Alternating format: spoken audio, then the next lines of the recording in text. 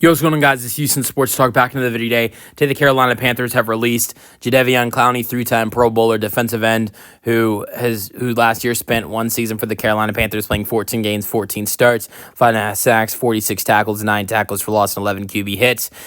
When he joined Carolina last year, he signed a 2-year deal. There's 1 year left on his deal, and now the Panthers are cutting him and clearing some cap space. Clowney is 32 years old, just turned 32 after the Super Bowl. So, before I go over my thoughts, my thoughts on this release for Clowney and where he might end up, I want to share the funny story real quickly of how I found out about this release.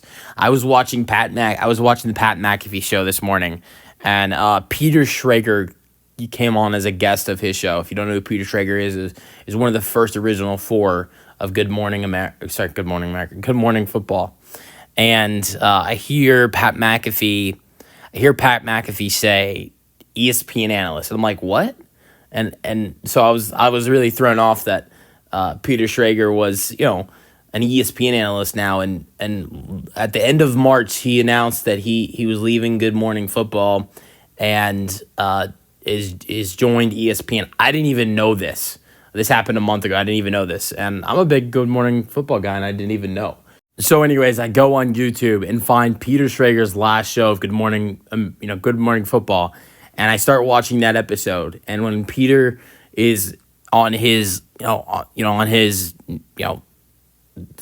his final speech on his final show, he starts talking about a lot of bright things that they would do in the, on the show. And one of the things he says is Summers talking about where Jadeveon Clowney is going to end up in free agency. And the funny thing was, this was a month ago. Jadeveon Clowney wasn't even close to being cut. And so I get done watching that YouTube video, and then like 5 minutes later, I see the report. I think it was Ian Rappaport, but it might have been Adam Schefter that then makes the announcement that the Panthers have cut Jadeveon Clowney. So another summer of debating on where Jadeveon Clowney is going to end up in free agency. This time, I guess Peter Schrager is not going to be on Good Morning Football to talk about it. But yeah, Clowney, the 3-time Pro Bowler, this year with the Panthers was okay. The year before in Baltimore was really good. 17 games, 15 starts, 5 passes defense, 2 forced fumbles, 9.5 sacks, 43 tackles, 9 tackles for loss, 19 QB hits.